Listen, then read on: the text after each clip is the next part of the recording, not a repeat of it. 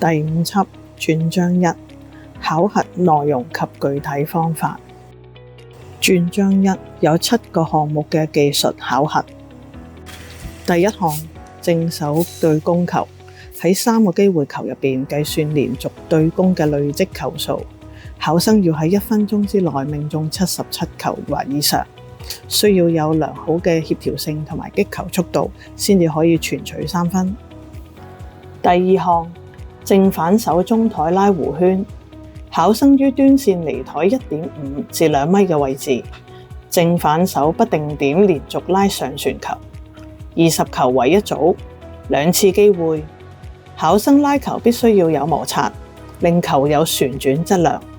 否則命中嘅球數都會被扣質量分。動作協調及命中達19球以上就會有3分。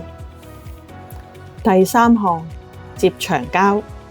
考生接長交嘅來球，不定旋轉同落點嘅出台球，考生要正手或者反手用攻或者拉到指定嘅區域。控球弧線要好及有質量，10球為一組，2次嘅機會，命中6球或以上可得3分。第4項，正手或反手接發球，考生必須以正手或反手拉球或攻球接發球，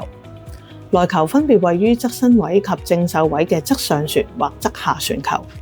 第1至5球要接到1區，第6至10球要接到4區。接發球方法正確，旋轉速度好，10球一組，2次機會，命中達7球或以上可得3分。第5項，正手及反手組合配套發球，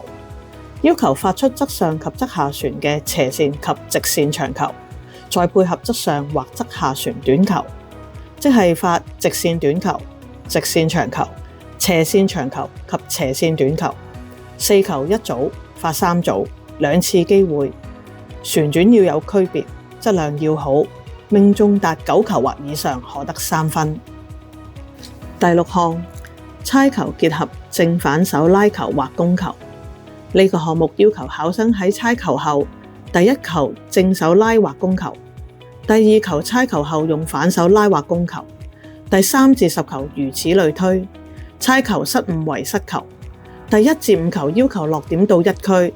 第6至10球要求落點到4區，10球一組，2次機會，旋轉及速度要好，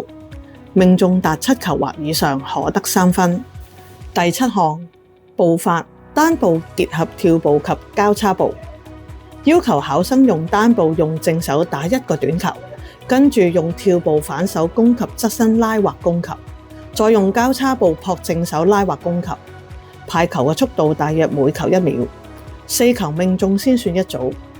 連續考核15組，命中12組或以上，並且步法靈活，可以得3分。以上7項技術球數攞滿分可以得21分之外，擊球動作、擊球質量、靈活性滿分可以攞9分，即轉章1技術試滿分為30分，合格分為20分。